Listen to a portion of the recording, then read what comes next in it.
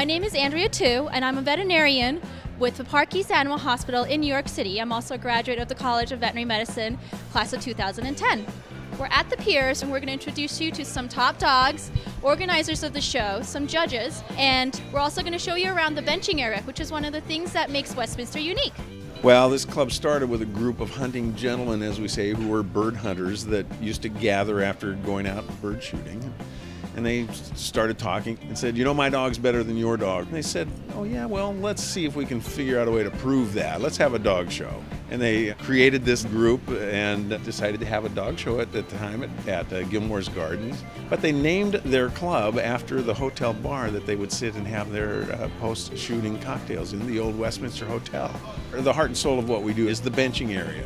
So spectators can come in and circulate amongst the entries, hug and pet the dogs. You get to talk to the owners and the handlers. We feel such a great responsibility for educating people about responsible dog ownership and about the different breeds. Make sure that we're teaching people how to keep a healthy and happy dog for the lifetime commitment of both of you.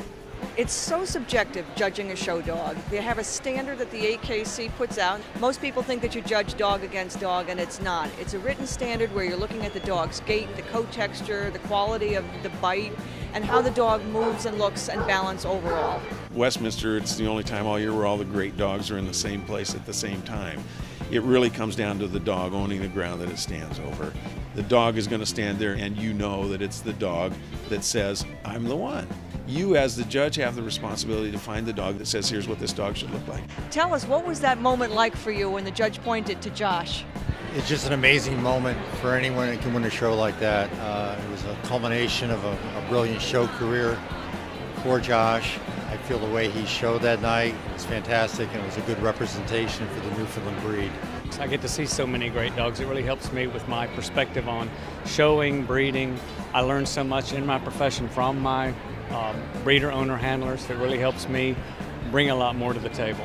I'd like us to keep doing what we're doing in terms of making sure people understand, first of all, about responsible ownership, which of course rolls into healthcare and rolls into animal welfare. We think that's so important. So it's very important to all of us to find those genes for epilepsy, genes for anything else that we can prevent, because prevention is the key here. So much of responsible ownership has to do with healthcare, has to do with seeing your veterinarian regularly and making sure your dog is on a health program, a vaccine program, to make sure that they stay healthy and live with us for a long time.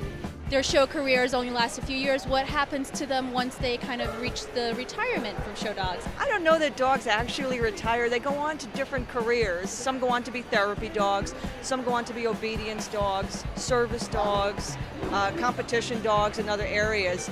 But dogs, as you know, just love to run. They love to be doing something all day long, and they just don't become dormant on a sofa. Our dog show is about real dogs and real people. You know, it's not just dogs sitting around on doggy cushions eating doggy bonbons all week long. Sure, we dress them up a little bit on the weekends and take them to dog shows, but the rest of the time they're sleeping on our couches and stealing food off our counters and shedding on our black clothes. So we love them. They're part of our family, and we like to share them with everybody. Because people are going to see that dog, whether they want to buy a puppy from that dog or get into that breeding program of those people, or just find a dog of that breed.